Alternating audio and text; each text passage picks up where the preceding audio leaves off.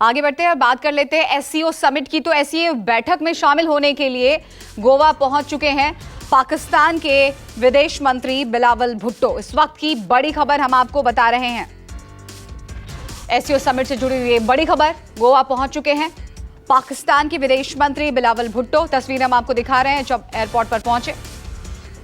तो देखिए, इस बार भारत शंघाई सहयोग संगठन समिट की मेजबानी कर रहा है।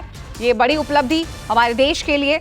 एससीओ की विदेश मंत्री स्तर की 2 दिवसीय बैठक आज से गोवा में शुरू होने जा रही है और इसी बैठक में शामिल होने के लिए पाकिस्तान के विदेश मंत्री पहुंच चुके हैं गोवा।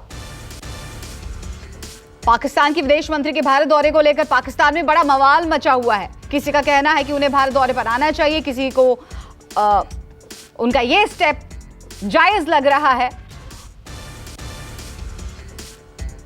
हम अपनी भूमिका निभाते रहेंगे। देखिए, अलग अलग स्टेटमेंट्स भी आ रहे हैं।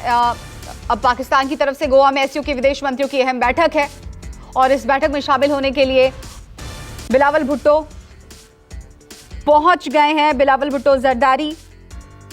और हम आपको बता दें कि इस बैठक की अध्यक्षता भारत के विदेश मंत्री एस जयशंकर कर रहे हैं। तो 2 दिवसीय ये अहम बैठक है और कई मायनों में बहुत खास है। डिप्टी एडिटर संजीव त्रिवेदी इस वक्त हमारे साथ जुड़ गए हैं।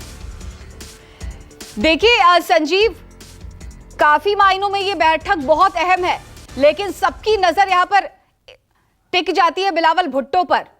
काफी कुछ सुनना पड़ा है उन्हें अपने देश में ही उनके इस भारत दौरे को लेकर। क्या कुछ जानकारी है आपके पास?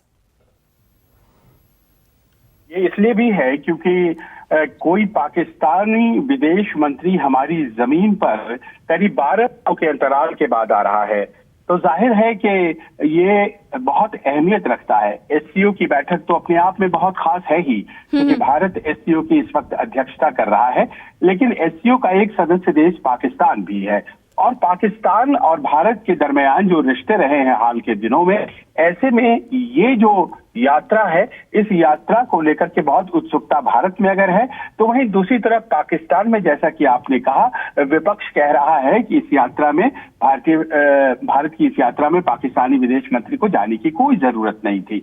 लेकिन जो मौजूदा सरकार है उसका ये मानना है कि ये यात्रा जरूरी था। अब इसकी वजह ये है दरअसल कि पाकिस्तान आज की तारीख में जिस तरह के आर्थिक संकट से गुजर रहा है, उसके लिए जरूरी है कि वो दुनिया को बताए कि पड़ोसियों से उसके संबंध अगर बहुत अच्छे नहीं तो काम चलाओ तो है ही, और वो दुनिया के जितने मल्टीलैटरल एजेंसीज हैं, जैसे एससीओ है और भी जैसे एजेंसीज हैं, उनमें वो विश्वास करता है और दुनिया के बढ़िया देशों में से एक है, ताकि उसे लोन मिल सके, आईएमएफ की मदद मिल सके।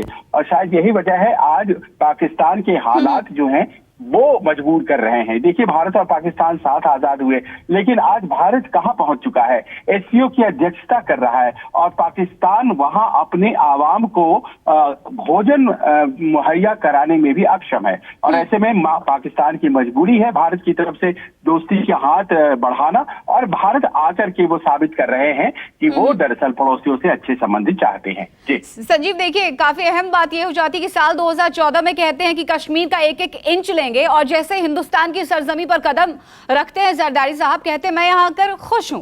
इतनी बड़ी तब्दीली। देखिए, बिलावल भुट्टो लगातार जब भी बोलते हैं भारत के बारे में तो कश्मीर राग आलाते हैं।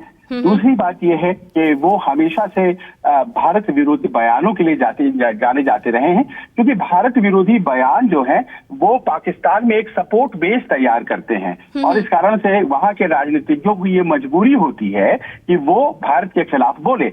बावजूद इसके बहुत हिम्मत किया उन्होंने और भारत आए हैं, लेकिन अब बस निगाहें इस ओर हैं कि क्या वो भारत आकर एससीओ की समिट में फिर से कश्मीर राग तो नहीं अलापेंगे, क्योंकि ये बार बार इंटरनेशनल फोरम पर कहा जा चुका है, यूनाइटेड नेशन जैसी संस्थाओं में कहा जा चुका है कि एक आतंकी देश होने के नाते पाकिस्तान जिस तरह से आतंक प्रायोजित करता है हमारे जम्मू कश्मीर में, वो उसे बंद करना चाहिए, क्योंकि जम्मू कश्मीर भारत का अटूट अंग है। अब इस बात को समझ पाता है पाकिस्तान आकर के यहाँ बिलावल भुट्टो के जरिए या नहीं, निगाहें इस पर होंगी, उनके भाषण पर होंगी। जी बिल्कुल संजीव, अगर हिंदुस्तान में आकर वो कश्मीर का राग अलापते हैं तो अपने लिए मुश्किलें बढ़ाएंगे। बहुत बहुत शुक्रिया फिलहाल आपका तमाम जानकारियों के लिए।